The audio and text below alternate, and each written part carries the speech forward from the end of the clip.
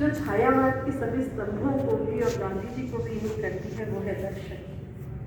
दर्शन साहित्य में गहराई डालता है और कामायनी को छायावाद का उपनिषद कहा गया। क्यों कहा है ऐसा?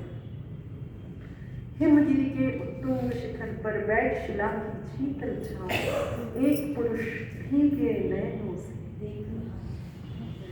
एक पुरुष भीगे नयनों से क्या विरोधाभास? वो पुरुष जो देव प्रजाति का अंतिम मनुष्य, देवता प्रजाति का अंतिम मनुष्य भीगे नयनों से प्रकृति को देख रहा। यहाँ उसका आरंभ है, ये महानायक है, इतना विनम्र, इतना सांद्र करुणा हृदय में लिए हुए ये नायक है वहां।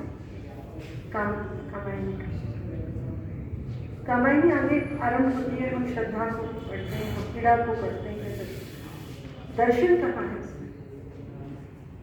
बड़ी सुंदर सी पंक्तियां में लिखते हैं, नीचे जल था, उस पर हिम था, एक तरत था, एक सघन था, एक ही तत्व की प्रधानता, फिर जड़ हो या चेतन। सारा दर्शन इन तीन पंक्तियों,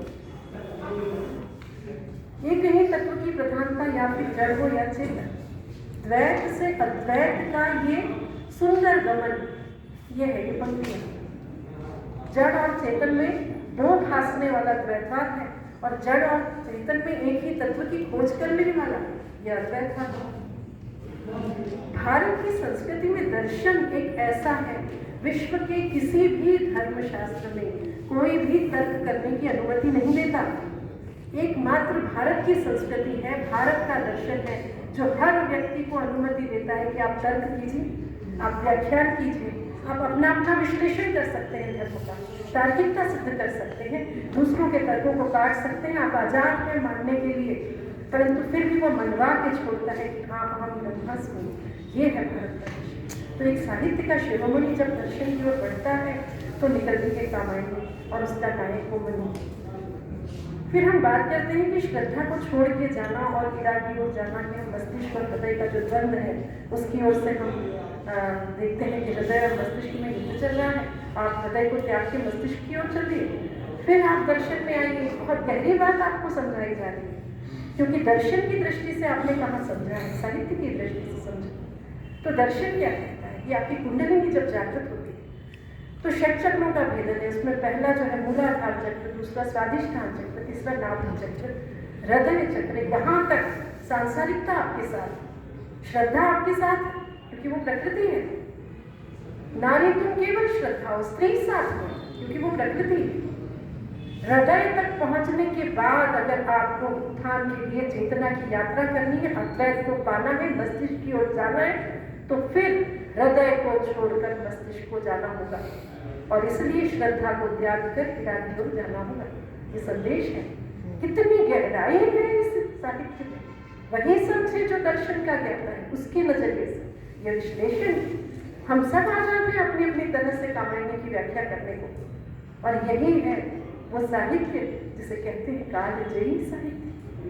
गांधी के दर्शन अपने थे, गांधीवाद कहा गया उसे, लेकिन गांधी का जो दर्शन था वो आधारित तो उसी पे था। वही अद्वैत और वही द्वैत, वही निराकार और साकार, वही कबीर, वही मीरा और वही जयशंकर प्रसाद। ये है भारत का दर्शन जो साहित्य को इतनी गहराई देता है कि प्रसाद का, पंत का और महादेवी वर्मा का हम जब नाम लेते हैं तो उसके साथ साथ पीछे पीछे परछाई चली आती है दर्शन। ये है भारतीय दर्शन और ये हमें प्रसाद की कामायनी नई तरह से समझना है। तो पहले आप दर्शन में डुबकी लगाइए और कामायनी को उठाकर एक बार फिर पढ़ जाइए। आपको सामने दिखेगा कि ये कितना गहरा काव्य है। ये 15 सर्ग आपको 15 सीढ़ियों ऊपर ले जाएंगे और आनंद तक पहुंचा के छोड़ेंगे। तो शब्दों के पीछे का जीना पर्दा हृदय और मस्तिष्क से होते हुए ईश्वर तक, आत्मा तक पहुंचाने की सामर्थ्य रखता है। और ये जज्बा, ये जिसकी कलम के भीतर है, ये सामर्थ्य जिसकी कलम के भीतर है, वो है जयशंकर। आज हम सब बैठकर उनकी उस पुण्यात्मा को नमन करते हैं कि जिन्होंने हिंदी को ऐसा सुंदर रत्न दिया जिसे हम कामायनी कहते हैं। जो सदा सदा के लिए भारत के दर्शन को साहित्य के नजरिए से देखने के लिए हमारे सामने प्रमाण छोड़ गया, और इसीलिए छायावाद है ये काम आएंगे। नमस्कार।